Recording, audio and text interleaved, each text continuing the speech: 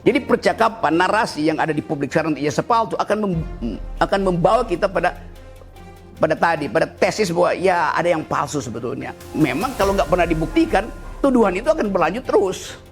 Kan sayang asumsi itu ada terus kan, Pak Jokowi palsu tuh. Nanti kalau Pak Jokowi satu waktu lengser, lalu orang bilang itu tukang palsu lewat di depan kita, kan nggak enak sebagai bangsa kan. Dari kemungkinan kebohongan Pak Jokowi itu menimbulkan ketidakadilan di dalam public policy, kan itu yang kita mau cegah tuh. George Bush dilemparin sepatu nggak ada delik di situ tuh. Siapa lagi tuh? Donald Trump di China habis-habisan nggak kena delik. Kan itu konsekuensi jadi orang publik. Kan orang publik nggak boleh tutup-tutup kan. Dia mesti betul-betul ini res publica, ini urusan publik. Jadi nggak boleh ada teori penghinaan terhadap pejabat publik, itu ngaco. Saudara ahli, dalam proses pembuktian itu ada hal yang sifatnya empiris dan transenden, dan kemudian hal yang sifatnya empiris tadi dibuktikan dengan satu asumsi, praduga, keyakinan, tapi tanpa melihat fakta. Saya ingin ahli menerangkan bagaimana semestinya kita untuk membuktikan kebenaran yang sebenarnya empiris, faktual, bisa diindra, bukan kebenaran yang sifatnya transenden yang kita tidak bisa mengindranya begitu. Nanti kami kaitkan dengan proses pembuktian. Satu kebenaran transenden itu datang dari sekuensi logis. Artinya tanpa harus membuktikan datanya itu pasti ujungnya benar itu. Prinsipnya dalam logika, many times we must reason without knowing whether our facts are true. But we do want our reasoning to be correct. Jadi kendati datanya nggak ada, kalau reasoning kita, nalar kita lurus, pasti kita ketemukan. Tetapi itu penemuan itu diperoleh oleh reasoning, bukan oleh fakta itu. Jadi kalau kita kesulitan untuk membuktikan, pakai akal aja. Akal itu bisa dibantah oleh akal juga pada akhirnya. Tetapi dalam soal yang Anda tanyakan tadi, kalau dia pembuktian sebab akibat, kalau saya tahu akibat, saya bisa kendalikan sebelumnya supaya sebab itu tidak menimbulkan akibat kan. Jadi bisa terjadi percakapan sebelumnya untuk menghindari kausalitas itu berujung pada kriminalitas. Kan begitu dasarnya tuh. Jadi reasoning kita, kalau kita utuh mempercakapkan sesuatu, lama-lama barang yang tertutup itu dia popping up, dia membuka dirinya sendiri itu. Nah, tanpa asumsi itu nggak mungkin kita buka. Jadi percakapan, narasi yang ada di publik sekarang di Yasser Palsu akan membawa kita pada tesis bahwa ya ada yang palsu sebetulnya. Tapi buat apa sih dibicarakan itu? Walaupun memang kalau nggak pernah dibuktikan, tuduhan itu akan berlanjut terus. Kan sayang asumsi itu ada terus kan, Pak Jokowi palsu tuh. Nanti kalau Pak Jokowi satu waktu lengser, lalu orang bilang itu tukang palsu lewat di depan kita, kan nggak enak sebagai bangsa kan. Mending selesaikan soal itu tuh. Undang aja percakapan baru di luar sidang, kan masih ada waktu tuh. Baik, tolong terangkan, karena begini, ada dua isu yang sebenarnya objeknya sama, tapi tarikannya dianggap berbeda. Bagi warga negara, menyampaikan pendapat, apapun pendapat itu, terlepas dalam pendapat itu ada yang benar, ada yang keliru, warga negara memandang ini sebagai hak konstitusional, karena dijamin dalam pasal 28. Tapi ada semacam fenomena, bahkan secara faktual, sejumlah aktivis, sebut saja Edi Mulyadi, Syahganda Nainggolan, Jumhur, dan yang lainnya, narasi-narasi kebebasan berpendapat itu sekarang ditarik menjadi seolah suatu kejahatan. Misalkan dianggap sebagai kebencian, hoax atau menyebar kebohongan, bahkan dianggap ini menerbitkan keonaran. Saya ingin beri batasan yang konkret, apakah hal-hal seperti itu adalah hak konstitusional yang dijamin konstitusi, atau sebenarnya memang kejahatan? Kalau ini memang kejahatan, hukum saja semua orang berpendapat, begitu. Waktu kita pindah dari sistem kerajaan, pergi pada sistem republik, semua hal yang sifat privat itu kita hentikan kedudukannya. Raja tidak boleh lagi klaim bahwa dia punya tubuh privat. Begitu pindah republik, raja itu hanya punya tubuh publik, namanya presiden itu. Sekarang KUHP kita campur ulang itu tuh. Menghina presiden artinya menghina martabat Jokowi. Nggak ada di dalam teori filsafat hukum itu. Tubuh privat raja terpisah dengan tubuh privat presiden terpisah dengan tubuh privat publik. Jadi kalau dia orang publik, seluruh publik boleh menghina dia. Itu konsekuensinya. Lain kalau dia melekat di dalamnya tubuh privat. Menghina raja artinya menghina pribadi raja. Itu mungkin abad 7 udah hilang itu dalam percakapan. Bahkan kalau kita belajar teori filsafat hukum itu, di abad-abad 13 itu kata konstitusi artinya hak membunuh raja. Jadi bayangkan pada waktu itu, bukan sekedar menghina raja, membunuh raja. Karena tadi, raja itu pindah ke wilayah publik, maka dia mesti nggak ada baju di dia, mesti dibuka semua bajunya tuh. Karena dia orang publik. The public man ini yang berhak untuk mempersoalkan dan netizen itu. Jadi jangan kalau netizen mengkritik, itu dianggap sebagai, itu pidana. Nggak ada pidana di bidang politik. Ini kan soal politik kan. Masa ada pidana politik? Lo politik itu berubah karena perubahan kekuasaan. Nanti ada balas dendam jadinya kan. Jadi saya mau pastikan bahwa hak berpendapat itu dimaksimalkan dan dijamin maksimal di ruang publik. Nah kalau seseorang di ruang publik dihina oleh publik, nggak boleh dikriminalkan. Dan itu kebebasan mutlaknya di situ tuh. Anda boleh caci maki seseorang itu, marah bahkan, Anda boleh tiba, mulut Anda itu tiba di depan hidungnya, nggak ada soal. Yang penting jari telunjuk Anda tidak tiba di ujung hidungnya. Begitu Anda sendu, itu artinya Anda menghina otoritas tubuh privatnya, maka Anda kena pidana tuh. Nah karena itu Presiden siapa kemarin tuh Macron dilemparin telur busuk itu nggak biasa aja. George Bush dilemparin sepatu nggak ada delik di situ tuh. Siapa lagi tuh? Donald Trump dihina habis-habisan nggak kena delik. Kan itu konsekuensi jadi orang publik. Kan orang publik nggak boleh tutup-tutup kan. Dia mesti betul-betul ini res publika, ini urusan publik. Jadi nggak boleh ada teori penghinaan terhadap pejabat publik, itu ngaco. Yang bisa terhina itu tubuh privat kita, dignity kita. Pejabat publik nggak punya dignity. Presiden punya anak. Kapan presiden punya anak? Yang punya anak Pak Jokowi. Jadi kalau menghina anaknya presiden itu nggak masuk akal juga. Jadi nggak mungkin ada yang disebut ini istri presiden, ini anak presiden. Di dalam basa-basi diplomasi iya ini first lady itu. Tetapi secara hukum nggak mungkin presiden punya anak. Karena itu nggak mungkin juga anak presiden punya ayah, kan begitu. Baik, ini saya melihat ada fenomena. Dulu kita mengenal Dasin Ansih, ya, aktualisasi itulah yang menyebabkan eksistensi. Ketika ada kelompok masyarakat ingin mengaktualisasikan ide pemikiran dan eksistensinya itu dalam bentuk kritik, dan kemudian kritik tadi dibaca sebagai kebohongan, dibaca sebagai kebencian, dibaca sebagai tendensi kepada sara, suku, agama, ras, dan antar golongan. Maksudnya saya ingin kaitkan, misalkan dalam konteks pasal 14 ayat 1 dan 2 itu kan orang kemudian dianggap melakukan kejahatan karena dianggap menyebarkan kabar bohong yang menerbitkan keonaran. Terlepas ini juga debatable keonaran. Saya mau tanya, apakah kemudian ruang nalar kita itu tidak bisa eksis hanya karena belenggu bahwa segala hal yang berkaitan dengan aktualisasi ide pemikiran tadi akan menjadi kebohongan, akan menjadi sara, dan juga akan menjadi kebencian, sehingga kena pasal yang dalam pengamatan saya ini menjadi pasal langganan ya, 14, 15, 28, dan 156. Silahkan terangkan. Begini, banyak hal yang dalam waktu kemudian dievaluasi sebagai bukan kejahatan. Pada akhirnya begitu nanti itu. Jadi kita mesti antisipasi. Coba saya kasih ilustrasi ya. Yang paling klasik adalah membahas ide republik. Di dalam drama Shakespeare, Anda tahu ada lakon yang namanya Brutus, Julius Caesar. Di situ diterangkan Julius Caesar dibunuh oleh Brutus. Lalu kita caci maki Brutus bahwa Brutus membunuh Julius Caesar itu. Belakangan kita evaluasi kenapa Brutus membunuh Julius Caesar. Karena Julius Caesar mengatakan dia pemimpin republik, maka dia perlakukan orang secara setara. Keadilan dia tunjukkan. Brutus pegang janji Julius Caesar. Akhirnya Julius Caesar jadi seorang otoriter. Julius Caesar ini kaisar yang hidup kira-kira abad pertama atau abad pertama sebelum Kristus itu, 100 tahun sebelumnya. Julius Caesar mengkhianati ide republik, maka dia ditusuk oleh Brutus itu. Sekarang di dalam riset belakangan, Brutus dianggap sebagai seorang yang berhak membunuh Julius Caesar. Karena Julius Caesar berbohong terhadap ide republik. Jadi Shakespeare mungkin akan bikin lakon baru supaya Brutus nggak disebut-sebut sebagai orang yang berkhianat, kan? Yang berkhianat justru Julius Caesar. Karena itu istilah it is you Brutus, Anda ternyata ya. Oh memang Brutus akan bilang memang saya, karena saya berniat untuk membunuhmu karena kau mengkhianati prinsip yang kita pegang bersama-sama. Brutus dan Caesar bikin perjanjian bahwa kita akan bikin republik ini baik. Caesar berkhianat, maka Pacta Sunt Servanda tidak berlaku lagi.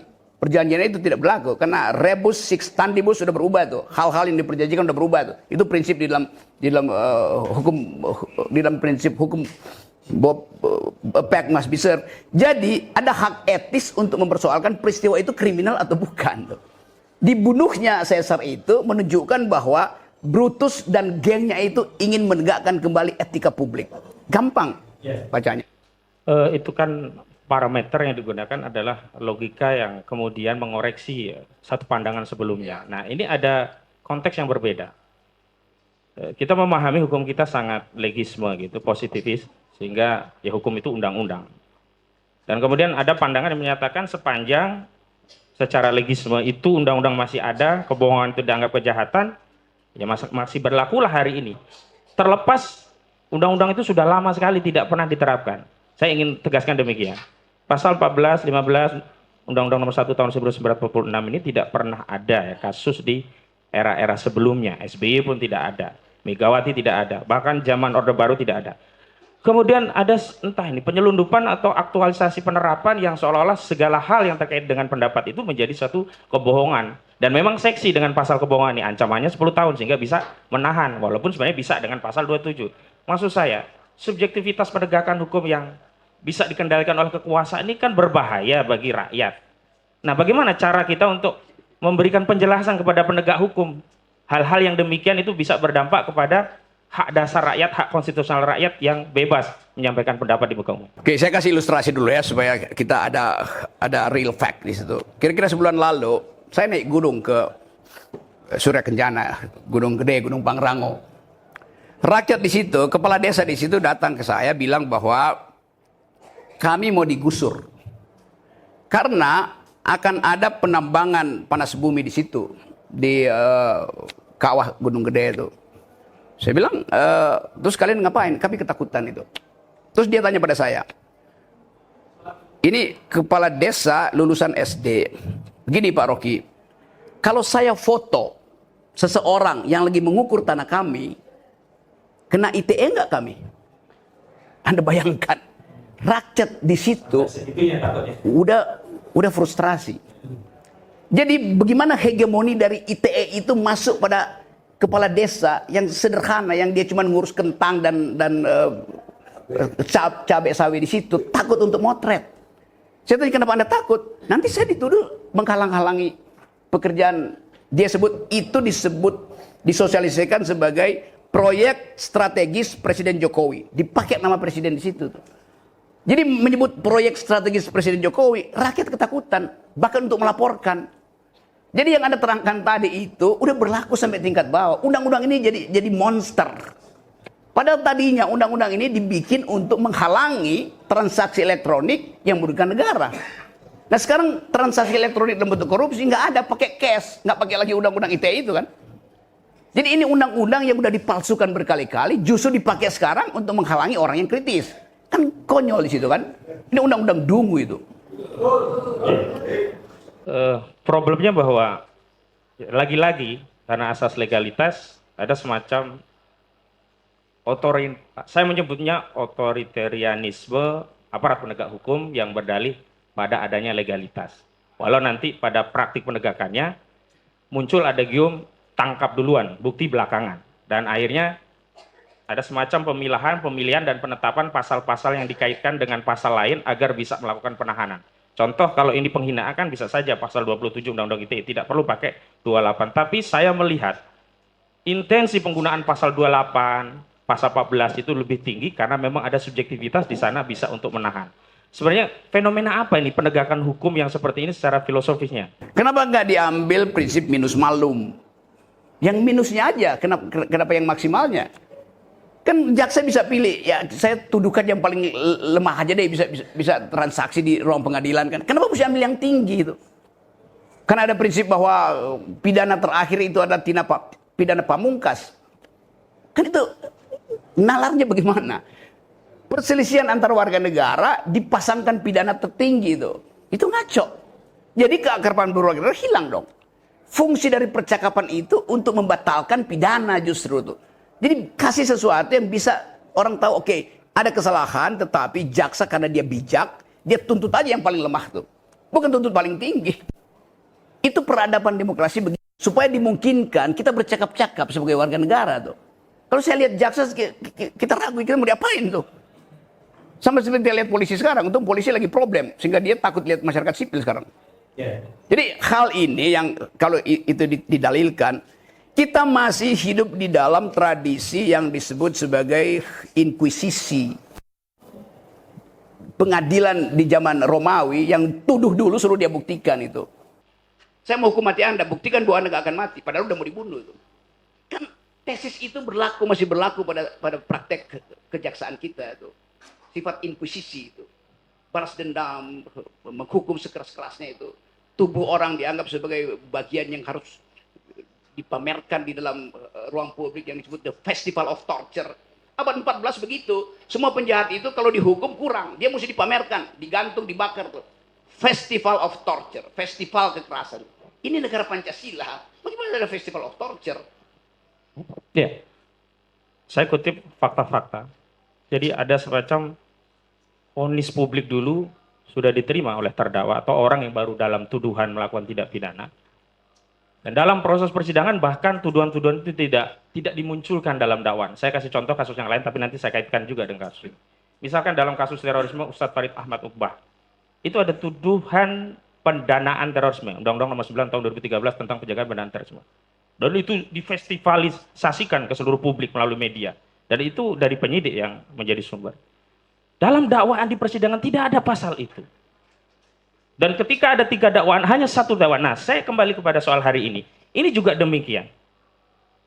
Ada core yang berbeda. Kalau memang ini core-nya ITE, semestinya lex spesialis fokus ke ITE. Kalau ada perbedaan pasal, paling ke 27, ke 28. Tapi ini seolah-olah ada motif ingin menjerat terdakwa. Kalau nggak kena pasal ini, cari yang terberat. Ada pasal ITE, ada pasal HOK, ada bahkan penistaan agama. Bagaimana pandangan Anda terkait hal ini? Itu yang kalau saya simpulkan, ini yang disebut the very philosophy of retaliation, pembalasan dendam gitu. Ngapain kita sebagai warga negara mendendam? Kalau antara pribadi mungkin ada dendam karena kultur. Ini urusan publik, kapan ada dendam di situ? Atau kalau kita terangkan Pak Jokowi berbohong nggak pernah kita laporkan pengadilan, paling kita olok-olok. Kami pernah gugat di Pengadilan Negeri Jakarta Pusat. Hanya untuk apa? Supaya sadar bahwa presiden sebagai kepala negara berbohong pada publik. Semua rencana mulai dari IKN, segala macam tuh kereta cepat, segala macam anggaran yang macam-macam itu promosikan bahwa Indonesia masih bisa masuk investor 1.200 triliun padahal baru sifatnya MOU. Kan kita tahu MOU itu bisa terbang juga pada akhirnya kan. Itu kan bohong semua kan. Tapi kita nggak persoalkan. Iya, ada 2 konsep mohon untuk diterangkan agar kita tidak jatuh pada salah satu konsep yang kita hindari. Ada mahstat, ada rehstat. Dalam konteks rehstat tentunya aparat penegak hukum itu menjadi abdi negara, bukan abdi penguasa. Ketika jatuh negara itu menjadi mahstat, maka aparat penegak hukum bukan lagi menjadi abdi negara, tapi menjadi abdi penguasa. Apakah fenomena yang terjadi hari ini adalah suatu fenomena yang menunjukkan negara kita sudah jatuh kepada mahstat tadi? Udah berlangsung begitu. Bukti ada KUHP. Kalau dibilang apa isi KUHP sekarang, semuanya delik politik yang dihukum tuh. Itu udah mahstat namanya tuh. Kan kalau Reichstag, oke, equality before the law, dan seringkali juga salah diterimakan. Equality before the law bukan kita rakyat sama di depan hukum, bukan.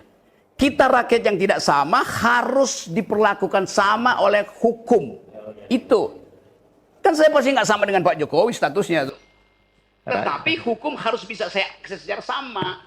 Jadi biarin aja ada keragaman status orang, status sosial orang itu pasti berbeda. Kenapa mesti disamain? Yang harus sama adalah hak saya untuk minta diakses oleh hukum. Atau sebaliknya hak saya untuk mengakses hukum. Di antara orang yang berbeda, aksesnya mesti sama. Itu namanya equality before the law. Yang sering salah dipahami di dalam mulai dari semester 1 mahasiswa kuliah filsafat itu. Dalam konteks equality before the law ini, harusnya kan antara jaksa dengan terdakwa punya kedudukan yang sama. Salah satunya adalah dakwaan tentang kabar yang tidak lengkap. Tentu dalam konteks mendakwa dengan kabar yang tidak lengkap, seorang aparat harus mendatangkan kabar lengkapnya. Sebagai informasi, kabar yang tidak lengkap itu adalah unggahan buku yang ditulis oleh Saudara Bambang Trimulyono, Jokowi Undercover 2. Di sana memuat bahwa Saudara Bambang Trimulyono meyakini ijazah SD, SMP, SMA, bahkan S1 Saudara Joko Widodo palsu. Tapi dalam dakwaan, ketika mendakwa Bambang Trimulyono dan Gus Nurdin sebagai orang yang mengedarkan kabar tidak lengkap atau berkelebihan, dalam dakwah ini jaksa tidak pernah menghadirkan saksi-saksi yang berkaitan dengan S1, hanya SD, SMP, SMA. Apakah ini juga berkaitan dengan equality before the law tadi? Ini ada rakyat yang beda-beda, bahkan dengan jaksa yang beda, tapi semestinya kan harus sama di depan hukum gitu. Saya baca itu, bahkan buku pertama Saudara Bambang Tri, saya baca. Pada waktu itu Pak Tito Kapolri bilang buku ini tidak ilmiah. Di depan TV One saya bilang, Pak Tito bukan rektor Universitas Indonesia. Dia bukan the community of the professor itu. Yang boleh bilang begitu adalah sidang akademis. Mengatakan itu tidak ilmiah, mestinya forum ilmiah, bukan forum Kapolri. Jadi dari awal buku itu saya anjurkan bawa ke UI, diuji di situ, bawa ke UGM, bawa ke Solo, diuji di situ. Supaya dinyatakan statusnya, referensinya kurang, datanya palsu, metodologinya kacau, tidak ilmiah. Tapi udah diputuskan oleh Pak Tito waktu itu, cek. Ya, saya pernah menontonnya juga. Tito bilang itu tidak ilmiah, jangan diedarkan. Dari mana ada kesimpulan bahwa itu tidak ilmiah tuh? Kalau begitu, bukunya Bung Karno, Penyambung Lidah Rakyat Indonesia juga tidak ilmiah. Karena nggak pernah diuji di akademis. Isinya retorika tuh. Kan itu soalnya tuh. Jadi semua buku itu kalau dibilang tidak ilmiah, itu hasil keputusan Senat Akademis. Bukan hasil keputusan penguasa. Beda. Jadi standar berpikir kita juga ngaco itu. Karena benci pada seseorang bilang tidak ilmiah. Padahal dia sendiri bukan petugas ilmiah tuh. Jadi hal semacam itu yang ingin saya ucapkan. Supaya semua buku itu harus disebut ilmiah sebelum dinyatakan tidak ilmiah tuh. Yang menyatakan itu siapa? Ya orang ilmuwan. Bukan pejabat, bukan jaksa, bukan polisi. Kan itu soalnya. Dalam hal ini ada satu buku yang saudara ahli juga sudah pernah membaca, bahkan ada dua versi. Jokowi Undercover 1 itu berkaitan dengan riwayat hidup Joko Widodo. Jokowi Undercover 2 itu berkaitan dengan riwayat pendidikan yang hari ini membawa terdakwa Bambang Trimulyono sebagai terdakwa dalam kasus ini. Namun pada saat yang sama belum pernah diuji dalam forum akademis dan belum pernah ada tulisan pembanding yang melakukan kritik terhadap buku ini. Secara otoritatif dia sendiri dalam kebenaran dan tidak bisa diganggu karena tidak ada yang menguji, tidak ada juga buku yang mengkonter. Saya mau kaitkan dengan kebijakan era SBY. Mungkin saudara Ali masih ingat Jos Adi Condor bikin buku namanya Gurita Cikeas. Dan itu secara elegan oleh Presiden SBY dibantah dengan buku dan itu juga tidak berimplikasi pada hukum. Praktik bernegara seperti apa sih yang terjadi hari ini? Ya itu namanya. Karena SBY datang dari kalangan akademis. Dia tahu dalil akademis dibantah oleh dalil akademis supaya dialektikanya muncul. Kan itu yang mestinya terjadi itu, yang nggak terjadi hari ini itu. Sehingga saya beberapa kali diminta untuk menentukan status akademis dari sebuah disertasi itu. Disertasi nih ya. Bukan PhD. Tetapi setiap disertasi ada logikanya itu. Lalu saya bilang, mudah. Saya baca itu, satu waktu ada disertasi di bidang ilmu fisika itu. Dari seorang rektor di Universitas Negeri di Sulawesi itu. Pada itu, ini bagaimana ya, kita duga dia palsu. Saya bilang, gampang, sini saya baca. Saya baca logikanya itu. Saya bilang, kok grammarnya keliru. Mestinya kalimat aktif, kenapa kalimat pasif gitu. Saya anggap bahwa ini dia nggak paham konteksnya. Saya bilang Google aja. Di Google terlihat bahwa itu kutipan dari sebuah tesis disertasi di Austin University di Texas atau di mana itu, yang dia copy paste, dia terjemahkan dengan grammar yang kacau. Karena bahasa Inggrisnya buruk. Maka ketahuan bahwa ini salah, terbongkar akhirnya. Dia dinyatakan sebagai ini palsu. Tetapi karena dia profesor, dikelilingi oleh staf yang juga ingin naik jabatan, dilindungilah dia tuh. Padahal otaknya udah buruk. Mentalnya udah kacau. Kenapa dilindungi? Kayak itu soalnya kan. Dulu orang protes. Saudara Rocky Gerung bukan dokter kok periksa-periksa disertasi. Lo disertasi itu ada metodologinya. Saya ngajar metodologi. Nggak perlu jadi dokter untuk paham logika itu.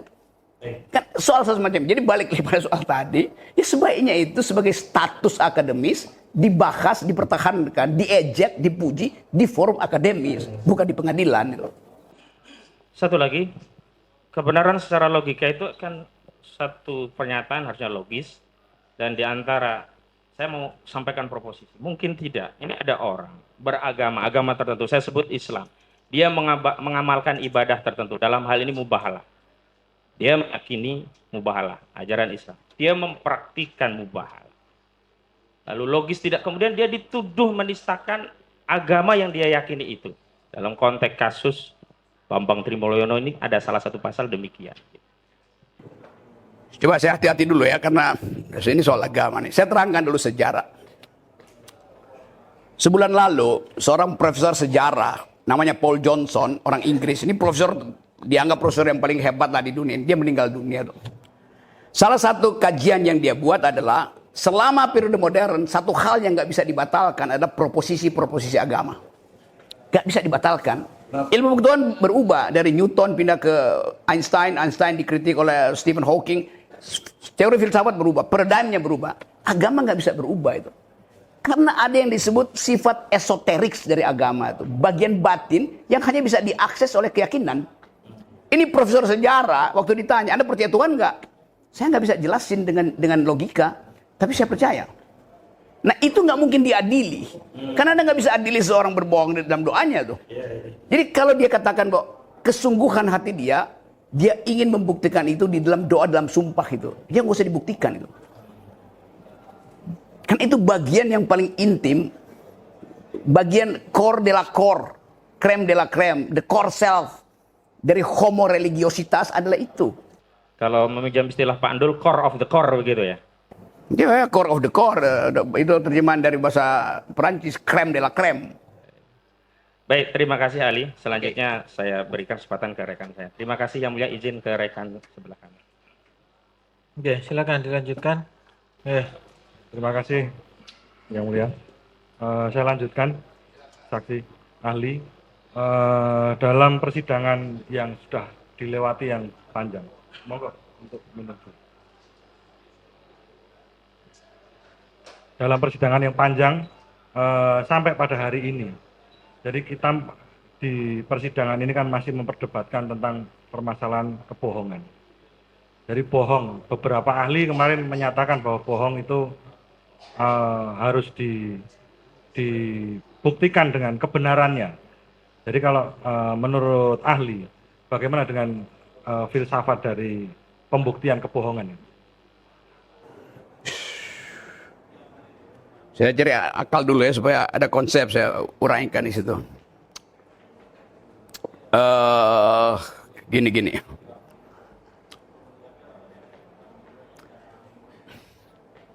Di dalam logics, bila satu keraguan-raguan berhenti di titik bifurkasi artinya bisa ke kiri, bisa ke kanan, maka kita mesti bikin asumsi itu. Kalau saya menduga itu bohong, maka saya mesti kasih kesempatan yang benar itu ikut jalan sebelahnya. Tuh. Nanti kita lihat lagi, bifurkasi berikut mana. Jangan-jangan yang bohong ini nyebrang ke yang benar nyebrang ke yang bohong itu. Jadi berkebalikan. Ya. Mungkin dalam ilmu hukum disebut shifting the burden of truth itu. Shifting the burden of proof. Balikkan beban pembuktian itu. Tetapi di dalam kasus ini, bohong itu bukan niat individual. Kalau niat individual, saya akan pakai sikap saya yang paling purba, yaitu mencelakakan dia tuh. Itu sikap purba manusia, mencelakakan. Tapi bohong di wilayah publik justru untuk menyelamatkan publiknya. Kalau misalnya, pernah saya bilang bahwa Presiden Jokowi tidak paham Pancasila. Lalu saya dilaporkan ke polisi, dipanggil polisi saya. Saya bilang, ya memang iya. Tidak paham Pancasila. Anda menghina enggak? Saya itu deskripsi saya tentang pengetahuan saya tentang Pak Jokowi yang memimpin selama 7 tahun dan tidak menghasilkan distribusi keadilan, yang ada akumulasi. Kalau sekarang saya bisa tambahkan faktanya. Pak Jokowi tidak bisa memimpin secara etika sehingga aparatnya itu suka-sukanya ngerampok APBN kan. Artinya Pak Jokowi tidak paham tentang keadilan sosial bagi seluruh rakyat Indonesia itu. Orangnya protes. Kan Pak Jokowi setiap hari ada upacara bendera baca Pancasila. Dia baca, dia hafal, tapi dia tidak paham itu. Konsekuensi dari paham adalah polisinya terlihat betul-betul sosialistis. Sila kelima itu sosialistis. Welfare, justice, bukan kapitalistis. Yang akumulasi kan. Jadi kalau saya bilang Pak Jokowi nggak paham Pancasila, saya terangkan argumennya itu. Kalau saya bilang Pak Jokowi paham Pancasila, saya terangkan juga argumennya. Jadi paham dan tidak paham itu bukan ini lebih buruk dari itu. Itu keadaan real tentang pengetahuan seseorang. Kan begitu aja tuh. Cuma orang anggap kalau Pak Jokowi nggak paham Pancasila, saya dihukum. Lalu orang yang puji Pak Jokowi, yang juga sebetulnya bohong, kenapa nggak dihukum? Kan banyak orang yang memuji juga dengan bohong kan. Jadi lebih baik lawan yang jujur daripada kawan yang tidak jujur. Dasarnya etisnya begitu. Kita diajarkan oleh agama, oleh kebudayaan supaya ucapkan sesuatu dari hati yang jujur gitu. Bukan manipulasi. Balik pada tadi, kalau Pak Jokowi yang saya hina, maka saya tidak jujur karena saya mau merendahkan dia. Tapi yang saya persoalkan adalah kedudukan Pak Jokowi sebagai pejabat publik supaya publik diselamatkan dari kemungkinan kebohongan Pak Jokowi itu menimbulkan ketidakadilan di dalam public policy. Kan itu yang kita mau cegah tuh. Itu yang kita sebut sebagai fungsi oposisi dalam demokrasi. Yang Pak Jokowi sendiri nggak peduli. Kan Pak Jokowi satu kali pidato tidak diperlukan oposisi itu. Bahayanya kalau nggak ada oposisi, ya begini jadinya. Kalau ada oposisi, semua yang dilakukan oleh terdakwa itu diambil alih oleh partai oposisi. Dan nggak mungkin dipidanakan partai oposisi itu. Karena itu adalah battle, perang antara opinion dan kontra opinion kan. Jadi kalau kita bahas secara luas, semua ini terjadi karena nggak ada oposisi di Indonesia. Di mana demokrasi yang nggak ada oposisi, di situ terjadi makstat. Itu dasarnya. Baik, terima kasih saksi ahli. Saya lanjutkan untuk pertanyaan. Sepengetahuan kami, sepengetahuan saya pribadi secara pribadi bahwa saksi ahli kan juga sering muncul dalam media-media, bahkan untuk mengkritisi berbagai hal yang menurut dalam sebagian orang mungkin itu ketidakadilan dan lain sebagainya. Tetapi yang mana kita ketahui bahwa di dalam media sosial, sistem media sosial di situ kan ada berbagai macam ungkapan. Jadi suatu respon.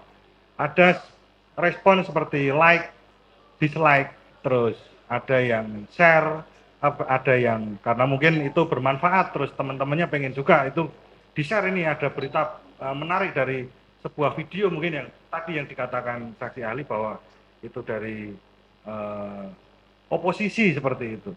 Ini bagus ini mengungkap kebenaran. Terus di situ ada komentar-komentar, ada yang pro, ada yang kontra dan lain sebagainya. Apakah di situ bagaimana kalau menurut ahli, apakah hal-hal tersebut kalau diksinya adalah kata-kata keonaran, dan kalau kita dalam persidangan hari ini yang keonaran ini kan yang sedang kita kejar, apakah itu betul-betul menimbulkan efek yang negatif pada masyarakat? Kalau menurut ahli secara filsafat bagaimana? Saya terangkan dulu pengalaman saya. Dulu saya punya Twitter, Pak Hakim. Twitter saya itu followernya 2,5 juta. Setiap hari saya kasih kritik aja situ. 2,5 juta follower. 3 hari sebelum Presiden Jokowi dilantik untuk kedua kalinya, Twitter saya dirampok, dihancurin. Yang bikin keonaran saya apa mereka? Yang merampok itu bikin keonaran. Twitter saya itu dalil akademis. Setiap hari saya kasih kritik dengan dalil akademis. Quotation-nya filosofis itu. Kok dirampok? Karena saya dicitrakan sebagai anti Presiden Jokowi. Ya apa yang salah kalau anti Presiden Jokowi? Jadi kacau sosial media. Sampai sekarang saya nggak punya sosial media lagi. Saya nggak punya Facebook, saya nggak punya Twitter, nggak punya Instagram segala macam. Yang ada pakai nama saya. Banyak itu. Bahkan Instagram yang pengikutnya mungkin 1 juta orang itu pakai nama saya. Dia pakai untuk dagang obat kuat. Ya saya diamin aja, mau diapain coba, nggak ada hukumnya juga kan. Jadi bayangkan misalnya sosial media yang isinya obat kuat tiba-tiba masuk beginian tuh, ya dia mainkan juga sebagai isu aja kan. Nggak mungkin kita tahu bahwa di sosial media itu ada semacam keonaran. Mereka ngakak-ngakak aja tuh. Wah, Jokowi diajak lo, oh itu si Egy itu apa namanya, matanya belok karena pakai kacamata hitam terus. Biasa aja kan. Olo-olo di sosial media itu nggak real, nama juga sosial media. Bahkan itu bisa isinya hologram di situ tuh, improvisasi tuh. Jadi ngapain tersinggung dengan sosial media? Konsekuensi dari sosial media adalah kita mesti tahan mental, psikologi dan nalar, itu aja kan. Balas saja di situ kan. Ngapain bawa sosial media ke ranah hukum itu? Kecuali sosial media itu memang dipakai untuk beli preparat untuk riset tentang kemungkinan racun dimasukkan ke macam-macam. Kalau itu dipakai buat kejahatan, orang golok-golok di sosial media itu bukan kejahatan, itu kegembiraan. Karena nggak ada kepastian pemilu, mending main-main aja di sosial media. Juga itu termasuk saksi ahli. Jadi seperti tadi yang disampaikan bahwa yang pengen kita dengar di sini dari saksi ahli adalah contoh dalam, apakah contoh-contohnya seperti keonaran seperti yang tadi kan disampaikan bahwa komentar dan lain sebagainya itu adalah kegembiraan, luapan ekspresi kan seperti itu. Tapi kalau seandainya kalau kita, bukan kita balik ya, tapi kan ini kenyataan, kalau seandainya ada permasalahan yang mengungkap mungkin yang saat ini terjadi, bahwa siapa yang memunculkan keonaran, apakah dalam kasus ini apakah Pak Bambang Tri sebagai pembuat buku atau beliau yang dituduhkan ijazahnya palsu. Saya belum pernah dengar reaksi Pak Jokowi yang bisa kita sebut Pak Jokowi membuat ini jadi onar itu. Beliau kan biasa aja tuh. Tetapi secara batinnya saya bisa baca Pak Jokowi terpapar oleh tekanan publik. Karena itu gimmicknya kelihatan, ngumpulin rekan-rekan sesama alumni segala macam itu. Kan itu semacam kecemasan individual tuh, orang itu titik di mana batas antara kemarahan dan berupaya untuk menenangkan diri ada di situ, di edge-nya ada di situ. Total anxiety kalau bahasa psikologinya itu. Nah, kecemasan itu justru diulas oleh netizen. Cie, ngumpulin alumni nih ya, jarang-jarang loh Pak Jokowi.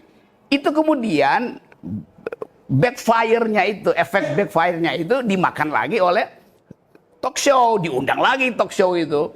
Dibahas lagi di situ tuh, disebutin lagi namanya Bambang Tri, disebut lagi namanya Gus Dur, makin rame kan. Jadi hal yang sebetulnya simple sebagai permainan hermeneutics, usaha untuk saling menafsir aja tuh. Itu bukan keonaran. Talk show masa keonaran dihasilkan lewat talk show? Kalau begitu karena Ilyas yang mesti ditangkap itu kan. Jadi itu sebetulnya kegembiraan yang diakibatkan oleh kecemasan sosial yang luar biasa tuh, yang mungkin Anda bisa panggil dasarnya psikologi untuk nerangin bagaimana memindahkan antara kecemasan individual sebagai Pak Jokowi, dia berubah menjadi kecemasan sosial karena ditonton oleh yang sosial, lalu berubah menjadi delik. Sekarang itu kan absurd kan? Ya, pertanyaan saya yang terakhir tentang yang tadi sudah disampaikan dari saksi ahli bahwa equality before the law. Jadi yang saya maksudkan di sini adalah keadilan. Bagaimana keadilan dari sudut pandang filsafat. Yang tadi disampaikan bahwa dari sejarah dan lain sebagainya, bahwa dalam filsafat pun juga membahas keadilan. Dan yang terjadi di ruang persidangan kali ini adalah ada sebuah peristiwa yang mana di situ adalah menurut penelitian seorang Bambang Tri secara pribadi itu menunjukkan buku yang hasilnya seperti itu, dan kemudian diundang oleh Gus Nur sebagai seorang YouTuber di situ, seorang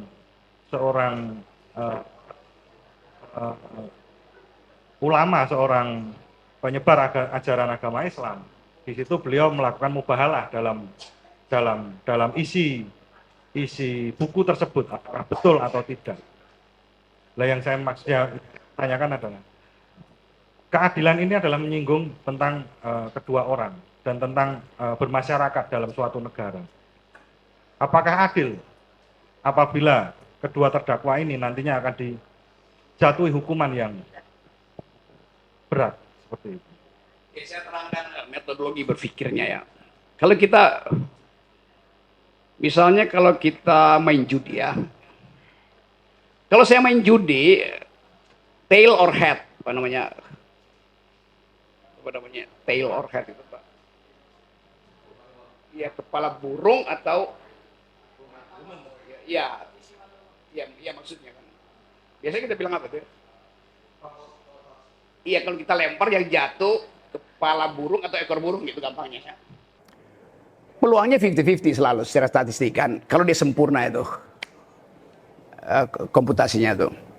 Tetapi kalau saya main judi dan 3 kali dilempar yang jatuhnya adalah head, maka saya berasumsi yang keempat adalah head juga tuh. Itu asumsi si penjudi. Maka saya stake. Semuanya saya pasang di situ. Tiba-tiba blank. Yang jatuh adalah ekor tuh. Saya ulangi lagi itu. Karena di dalam berjudi ada prinsip background belief. Keyakinan latar belakang itu. Jadi keyakinan ini tidak rasional. Tapi karena saya berkali-kali untung, maka saya lakukan itu terus-menerus. Demikian juga dalam kasus 2 terdakwa ini nih. Udah ada background belief di kepala jaksa bahwa 2 ini adalah bajingan. Dua ini adalah kadrun tuh. Jadi background beliefnya udah ada di situ. Sehingga terjadilah semacam penyiksaan ide. Walaupun ada ide lain tapi enggak, mereka itu lakukan itu karena dia kadrun, karena dia oposisi itu. Itu buruknya tuh. Padahal sebetulnya tadi kita bicara, biarin aja dia sebagai kadrun, sebagai oposisi, ucapkan versi dia tentang Jokowi. Supaya versi Jokowi nggak dimonopoli oleh cebong kan? Boleh aja kan? Jadi duel argumen itu diperlukan sebetulnya tuh. Nah kasus-kasus semacam ini saya tahu bahwa di era coba kalau kasus ini kita bicarakan misalnya sebut aja 2 bulan sebelum atau 20 hari sebelum pemilu, ketika endorsement power Pak Jokowi udah habis itu, ini nggak bakal disidang. Kan pada waktu itu seolah-olah ada asumsi bahwa endorsement power Pak Jokowi masih kuat. Berapa persen waktu itu? 60, 70. Sekarang tinggal 14%. Gak ada gunanya gitu. Satu waktu berbalik. Orang persoalkan lagi, buka lagi itu. Jadi itu yang saya maksud. Ada semacam kesepakatan intelektual, kesepakatan Pancasilais. Supaya ini diselesaikan tanpa harus ada hukuman itu. Gampang aja kan. Jadi bagaimana caranya? Ya biarin aja. Sama seperti kasus buku Pak Jokowi yang disebut sebagai revolusi mental itu apa namanya nawacita. Satu waktu dipersoalkan nanti mana yang dilakukan oleh Pak Jokowi dari nawacita itu, dari asumsi sampai praktek, nggak ada basisnya nawacita tuh. Saya baca semua itu. Itu apa kita mau gugat? Ini buku palsu. Kan sama statusnya. Oh isinya ngaco kok nawacita itu nggak sesuai dengan yang dijalankan dengan Jokowi. Kalau begitu kita tanya, Jokowi buku kampanye nawacita atau cita nawa? Yang mana coba? Jadi itu intinya, kalau sesuatu yang didalilkan secara akademis, justru dikerubuti secara yuridis, bahaya di situ tuh.